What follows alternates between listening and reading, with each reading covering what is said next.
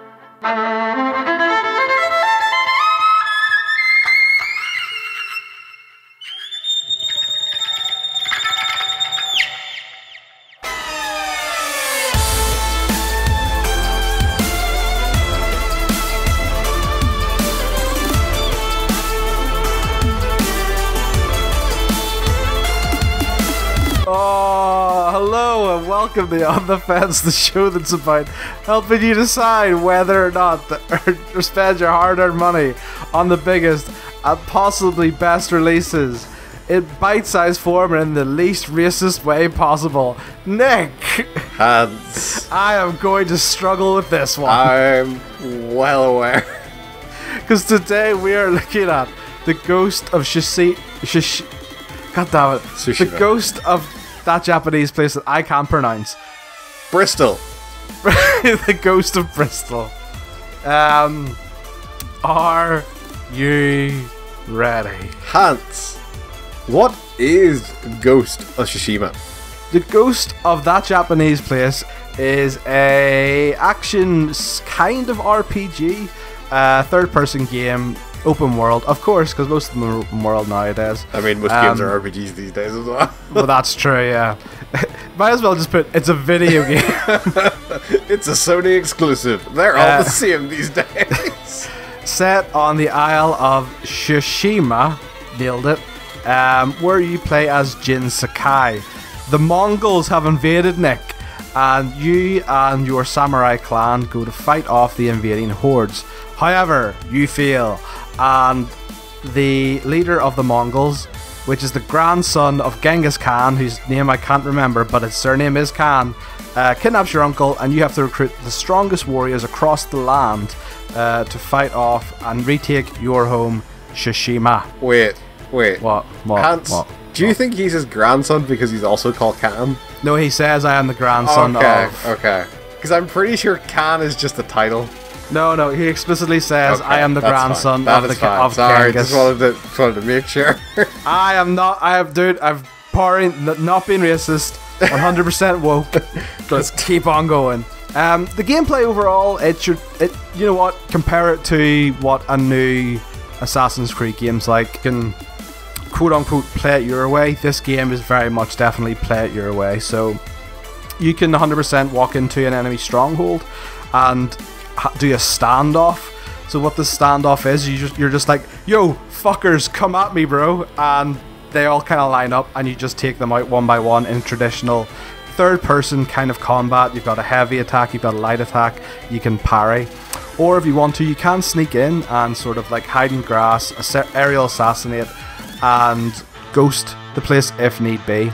There's a cool wee thing in the story where, although the samurai are shown as being very honourable, they are shown as also being very flawed because they will sacrifice certain things just to uphold that code.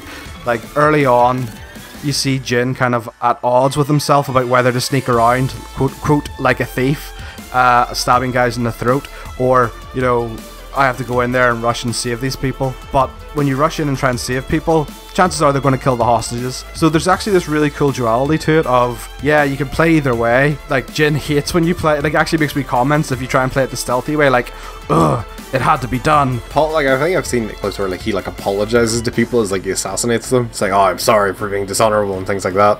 Yeah, and, like, you'll actually have, so as you kind of collect the heroes and stuff from across the land, and the ones that actually know you and your clan, if you actually assassinate in front of them during some of these missions, they make comments saying, that wasn't very samurai of you, or something to that effect. So it's really cool. Like, it's weird to see it. it's weird to see it, the whole play it your way, actually become a story element. I'm really, really interested to see just how that continues to play into the story. So for a brand new Sony IP, which they've had a fair few of them now this console generation, what has Ghost of Tsushima done to stand out amongst the Horizons and the Days Gone? Hand on heart, it doesn't do any one thing particularly well. It just does a bunch of things very solidly. It does kind of come across as a wee bit generic at times. So Jin, although he is a pretty good solid lead, he doesn't have that kind of one hook to him other than that duality thing I talked about. Like, he's not cocky, he's not arrogant, he's not charming, he's not roguish, he's just kind of there and stoic. It's like Altair. Everyone kind of knows Altair from the original Assassin's Creed, but everyone remembers Ezio far more fondly. In terms of the actual open world stuff, like, again, that does the open world really, really well, and it's taken cues from the likes of Far Cry, where it does not just bombard you with these shite load of map icons. You gradually and naturally discover these places. One of the big hooks about this game is how, like, there's very little to no GPS system, so the wind is your guidance. And although that is very, very cool, and they integrate it in a way that, like, you're not having to bounce between the map to use it. Like, you swipe up on the touchpad to activate the wind to blow you in your right direction. Although it's cool, it's not enough to base your entire game about. But again, yeah, so like overall, it doesn't do any one thing fantastically other than look really pretty, which brings me on to the next question, Nick. Hans, why is this game so pretty? I don't know, but fuck me, it's really pretty, isn't it? Like, yeah. Holy shit. So, I have, during this game, right, I actually walk everywhere. I don't use the horse, because I love taking in the world. Like, the way that, so when you're doing the title card, right, you're riding your horse out. This is just a scripted scene. You're riding the horse out into this field of the tall white grass that you use for stealth. Jin, like, reaches down from the horse and strokes the grass as he's riding while the sun's setting over the hill. And, like, it's just fucking pretty.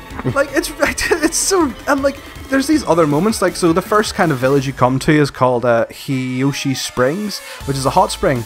And, like, literally, you kind of turn this corner at the top of the hill, and you're looking down over this amazingly scenic little hot spring village. It has all the steam rising up, and it's surrounded by trees. And you're just like, this is really fucking pretty! The game is very photogenic, is the best way to describe it. So, like, yeah, like, walking around with the scenery and the way the world's designed, it's made in such a way that you have these moments of awe. I will say, you mentioning it being photogenic, I've never seen, probably since the release of Spider-Man, like, my Twitter feed filled with so many of, like, screenshots taken from photo modes in a game. And that's the thing, like, they clearly know what they were doing. Like, no game has a photo mode unless they know, like, yeah, we know what this is about. Like, we know what people are gonna do with this. Like, even when the witch up, yeah, but it's with dudes. Hans, if I was on the fence about Ghost of Tsushima, what would you say?